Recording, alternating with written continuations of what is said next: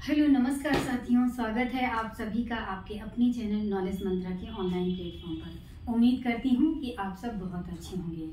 तो कल हम लोगों की चर्चा हो रही थी, अकबर की विजयों पर हमने चर्चा आपसे कल किया हुआ था। तो बहुत शॉर्टकट में हमने आपको क्लू दिया था और आपको बताया था कि अकबर ने अपनी विजयों को दो भागों में डिवाइड किया हुआ था, एक उत्तरी विजय और दूसरी दक्षिणी विजय। ओके, तो दक्षिणी विजय के अंतर्गत कई सारी उसने विजय की, जैसे मालवा है, गोंडवाना है और बहुत सारी विजय की। और इस तरह से दक्षिण विजय में भी 3 विजय थी। ठीक है, तो कल हमने बहुत शॉर्टकट में आपको हायरार्की बताई थी, डेट उसके वर्ष के अकॉर्डिंग कि किस वर्ष उसने कौन से राज्य को विजिट किया। ओके, आज हम जो एग्जाम के पॉइंट ऑफ व्यू से इम्पोर्टेंट है उसके बारे में आपसे हम डिस्कशन करने वाले हैं। एक एक विजयों के बारे में आपसे हम चर्चा करेंगे जहां से क्वेश्चन बनने की संभावना है। ओके, तो चलिए आज हम अगर इसकी विजयों में बात करें तो मैंने आपको बताया था कि इसने 1562 ईस्वी से अपनी विजय यात्रा अभियान की और 1562 ईस्वी में उसने पहली विजय की थी, मालवा विजय। ठीक है, मालवा विजय 1562 ईस्वी में उसने 2 विजय की, एक मालवा विजय की थी और दूसरी की थी मेड़ता विजय। ओके, और अगर हम ये मालवा विजय अकबर की पहली विजय थी और अगर अंतिम विजय की बात करते हैं तो अंतिम विजय अकबर की असीरगढ़ विजय थी, जो कि 1601 ईस्वी में उसने किया था। इसके बाद में फिर उसने कोई विजय नहीं की। ठीक है, तो चलिए आज हम प्रारंभ करेंगे मालवा विजय से। तो अगर हम मालवा विजय की बात करें तो मालवा विजय इसने कब किया है? 1562 ईस्वी में किया है। ओके, यहाँ का शासक कौन था? तो यहाँ का शासक होता था बाज बहादुर, और ये बाज बहादुर मालवा का शासक था। इसकी राजधानी हुआ करती थी सारंगपुर। ओके, ध्यान से सुनिएगा, एक एक पॉइंट। राजधानी थी सारंगपुर। और अगर हम बात करें कि मुगलों की तरफ से अकबर ने किसको नेतृत्वकर्ता के युद्ध के नेतृत्वकर्ता के रूप में भेजा था, तो युद्ध का नेतृत्व कर रहा था अधम खां। कौन कर रहा था? अधम खां। आपसे अक्सर ये चीज पूछ लेता है, कभी मालवा का शासक पूछ लेगा तो कभी राजधानी पूछ लेगा, और सबसे इम्पोर्टेंट चीज है आपसे नेतृत्वकर्ता पूछ लेता है कि अकबर की मालवा विजय जो हुई थी उसका नेतृत्वकर्ता कौन था या किस सेनापति को भेजा था। तो कौन था नेतृत्वकर्ता? नेतृत्वकर्ता था अधम खां। ये अधम खां कौन था? तो ये माहम अनगा का पुत्र था। आप लोगों को याद होगा कि माहम अनगा कौन थी? तो माहम अनगा अकबर की धायमा हुआ करती थी। ओके, तो नेतृत्वकर्ता कौन था? अधम खां था। और इस युद्ध का प्रत्यक्षदर्शी कौन था? प्रत्यक्षदर्शी यानी कि आमने सामने युद्ध हो रहा था, किसने देखा था? तो इस युद्ध का प्रत्यक्षदर्शी था बदायूनी। ओके, बदायूनी था, आपको पहले ही पता है। मालवा का शासक बाज बहादुर था। ये जो है एक बहुत भोगविलासी प्रवृत्ति का शासक था और ये शासन के कार्यों को छोड़कर ये भोगविलास में जो है अपना जीवन व्यतीत कर रहा था। इसको जनता की समस्याओं से कोई मतलब नहीं था। तो इस तरह से इसकी सूचना अकबर के पास पहुंचती है और अकबर इस राज्य पर यानी कि मालवा पर जो है शांति स्थापित करना चाहता था, लोगों का कल्याण करना चाहता था। इसीलिए अकबर ने मालवा पर आक्रमण किया था। ओके, ये इसका उद्देश्य था कि मालवा की जनता को जो है शांति प्रदान करना या उनको सुकून प्रदान करना। ठीक है, ये इसका उद्देश्य था किसका? अकबर का मालवा विजय करने का। ओके, तो जब ये अधम खां के नेतृत्व में जब अधम खां अपनी सेना लेकर के अटैक करता है मालवा पर, तो मालवा का शासक बाज बहादुर होता है, वो डर करके युद्ध क्षेत्र से भाग जाता है और इस तरह से अधम खां के हाथ में एक बहुत बड़ी संपत्ति लगती है मालवा की। ओके, अब जब इसकी मालवा की संपत्ति लगती है, ये लालच में आ जाता है। इसी के साथ में एक नवनियुक्त प्रधानमंत्री होता है जो अकबर द्वारा नियुक्त किया जाता है। कौन? शमसुद्दीन अतगा खां। तो इसने क्या किया? संपत्ति के लालच में आकर के, धन के लालच में आकर के इस शमसुद्दीन अतगा खां को इसने क्या किया? मार दिया। किसने मार दिया? जिसके नेतृत्व में अकबर ने भेजा था युद्ध करने के लिए, यानी कि अधम खां जो था, अधम खां ने हत्या कर दी किसकी? शमसुद्दीन की। क्योंकि ये भी एक प्रधानमंत्री था तो ये विरोध करता ना, तो इस वजह से इसकी क्या कर दी, इसने हत्या कर दी। जब हत्या कर दी तो इसकी सूचना पहुंचती है अकबर के पास।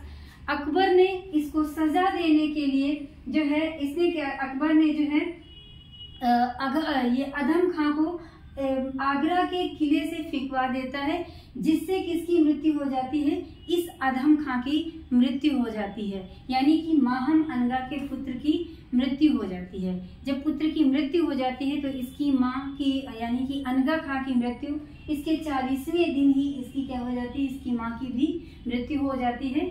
और यहाँ पर नए सूबेदार को नियुक्त करता है अकबर। वो कौन है, तो वो नया सूबेदार होता है पीर मोहम्मद। ओके, तो पीर मोहम्मद नए सूबेदार को नियुक्त करता है।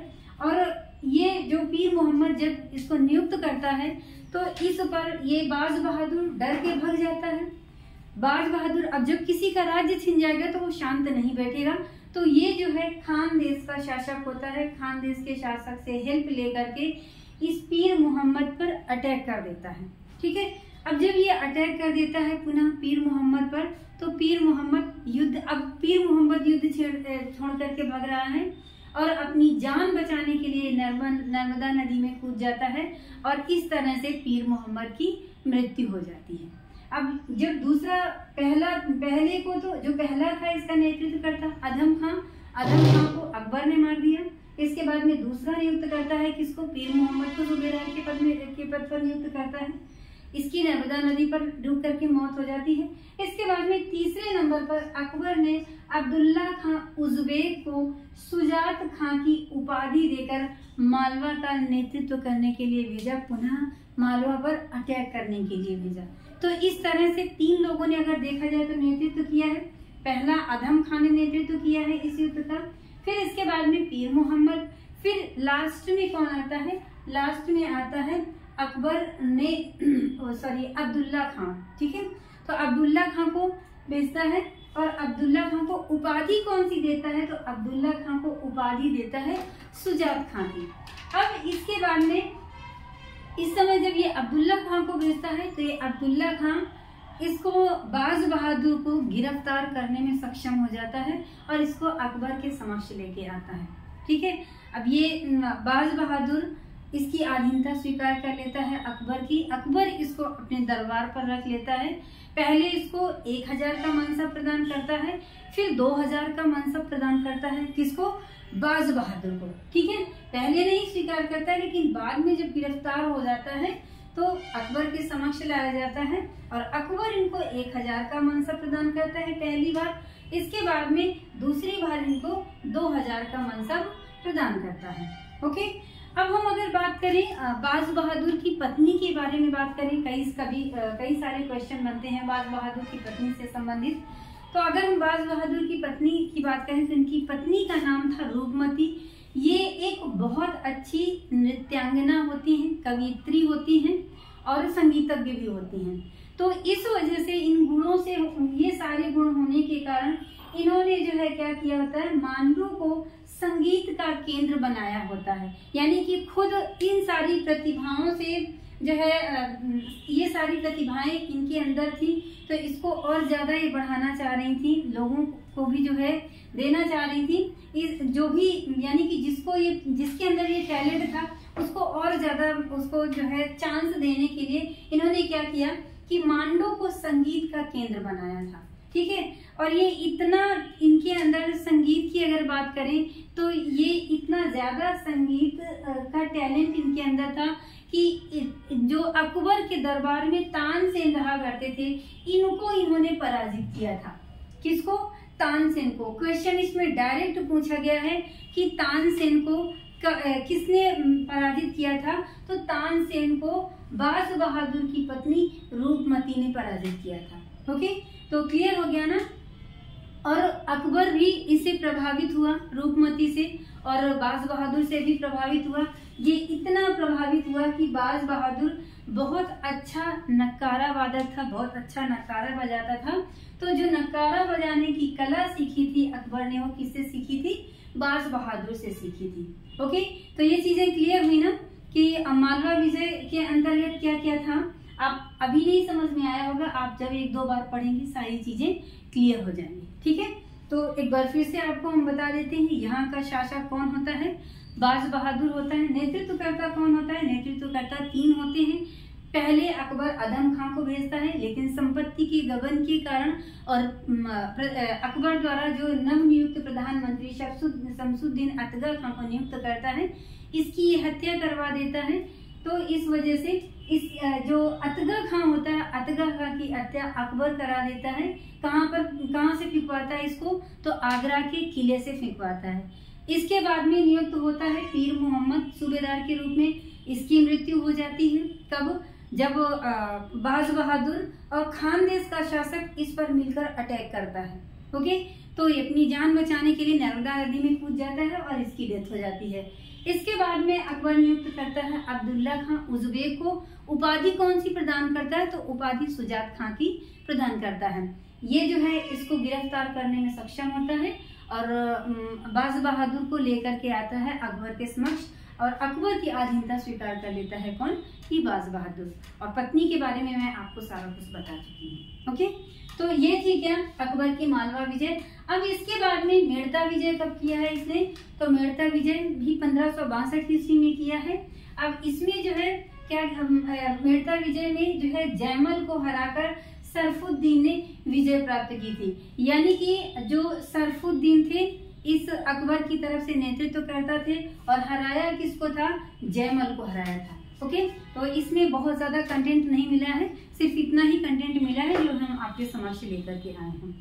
अब हम दूसरी अगर हम बात करें, तीसरी विजय के बारे में बात करें, तो तीसरी विजय थी गोंडवाना विजय। और ये गोंडवाना विजय, गोंडवाना को एक अन्य भी नाम से जानते हैं, वो कौन सा है, गढ़कटंगा विजय। क्या बोलते हैं इसको, गढ़कटंगा विजय बोलते हैं। ये कब होती है, ये कब करता है, तो 1564 ईस्वी में गढ़कटंगा विजय करता है। ओके, अब हम बात करते हैं यहाँ का शासक कौन होता है, तो यहाँ का शासक होता है दलपत बुंदेला। कौन होता है, दलपत बुंदेला। आप लोगों ने रानी दुर्गावती का नाम सुना होगा। ये दलपत बुंदेला रानी दुर्गावती के पति थे, जो कि रानी दुर्गावती एक बहुत बहादुर महिला थी। अभी हम आगे उनके बारे में भी आपसे डिस्कस करने वाले हैं। तो शासक कौन थे, दलपत बुंदेला। पत्नी इनकी थी जो है दुर्गावती थी। और इन्होंने गोंडवाना या गढ़कटंगा के 2 मुख्यालय बनाए हुए थे। वो कौन से थे, पहला था चौरागढ़, या इस चौरागढ़ को नरही के नाम से भी जानते थे। ओके, क्या किस नाम से जानते थे, नरही के नाम से जानते थे। और दूसरा मुख्यालय क्या था, कटंगा था। ठीक है, पहला था चौरागढ़ और दूसरा था कटंगा। इसी चौरागढ़ में जो है अकबर की तरफ से इस युद्ध का नेतृत्व करता है कौन, आसफ खां करता है। और इस आसफ खां ने इसी चौरागढ़ के युद्ध में रानी दुर्गावती को हरा करके इनका संपूर्ण साम्राज्य जो है क्या कर लिया था, जीत लिया था। और इस चौरागढ़ पर क्या कर लिया था, अधिकार कर लिया था। क्लियर हुआ, कौन था इसका नेतृत्व करता। सबसे पहली चीज, शासक कौन थे, वीर सिंह बुंदेला थे। और मुख्यालय इसके 2 थे, एक था चौरा और दूसरा कौन था, पहला था चौरागढ़ और दूसरा था कटंगा। ठीक है, नेतृत्वकर्ता कौन थे, तो नेतृत्वकर्ता आसफ खां थे। और इन्हीं आसफ खां ने क्या किया था, चौरागढ़ के युद्ध में रानी दुर्गावती को हरा करके इस चौरागढ़ पर, यानी इनकी जो राजधानी हुआ करती थी, उस पर अधिकार किसने कर लिया था, आसफ खान ने कर लिया था। यानी कि इनका संपूर्ण साम्राज्य छीन लिया था। ओके, ये थी इनकी स्टोरी। अब अगर हम बात करें रानी दुर्गावती के बारे में बात करें, तो रानी दुर्गावती कौन थी, तो रानी दुर्गावती की अगर हम बात करें तो ये महोबा के शासक हुआ करते थे, चंदेल वंशी। तो चंदेल वंशी शासक थे शालिवाहन, और शालिवाहन की पुत्री थी कौन, ये रानी दुर्गावती। ठीक है, और ब्याही कहाँ थी, इस गढ़कटंगा में ब्याही थी। किसके साथ में, दलपत सिंह बुंदेला के साथ में। ओके, ये चीज क्लियर हुई। कहाँ की ये पुत्री किसकी थी, चंदेल वंशी शालिवाहन की पुत्री थी, जो कि महोबा के शासक हुआ करते थे। किंतु ब्याही कहाँ थी, गढ़कटंगा में। किसके साथ, दलपत सिंह बुंदेला के साथ। अगर हम इनके पुत्र की बात करें तो इनके पुत्र का नाम था वीर नारायण सिंह। ओके, तो इस तरह से जो है ये एक बहुत वीरांगना और साहसी महिला थी, और साहसी होने के कारण ही इन्होंने जो है मालवा का शासक जो बाज बहादुर था, इसको भी एक बार इन्होंने युद्ध में पराजित किया था। किसको? बाज बहादुर को। बाज बहादुर को इन्होंने युद्ध में पराजित किया था, और एटलीस्ट इन्होंने जो है अपनी अधीनता नहीं स्वीकार की मुगलों के समक्ष, और कभी भी इनके समक्ष न झुकने की शपथ खाई थी। और अंत में जब ये मुगलों से हार गई तो इन्होंने क्या कर लिया था?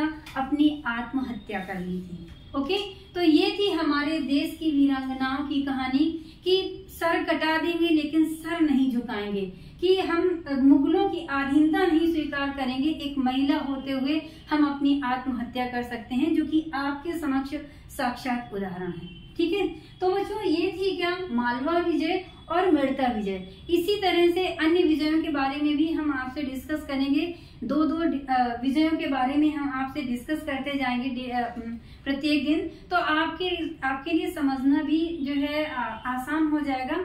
और नहीं तो अगर एक साथ अगर हम पढ़ाएंगे तो सारी घटनाएं हौच पौच हो जाएंगी, क्योंकि इसमें मैंने मालवा विजय पढ़ाई, इसमें भी बहुत सारे हौच पौच हैं। इसको जब आप 2 बार बैठ करके बिल्कुल शांत मन से क्लियर करेंगे तब सारी चीजें क्लियर होंगी। ओके, और इसी तरह से क्या है? मेड़ता विजय है। तो इस तरह से नेक्स्ट जो अकबर द्वारा की गई विजय है वो हम आपके समक्ष लेकर के आएंगे। ठीक है, और आज हम अपने लेक्चर को यहीं पर विराम देना चाहेंगे, लेकिन आपसे ये जरूर कहेंगे एक बार कि अगर आप हमारे चैनल को पहली बार विजिट कर रहे हैं तो आप हमारे चैनल को सब्सक्राइब करें, शेयर करें और लाइक करना ना भूलें, और कमेंट जरूर कर दिया करें आप सभी। ओके, तो चलिए मिलते हैं नेक्स्ट डे नए वीडियो के साथ। तब तक के लिए नमस्कार।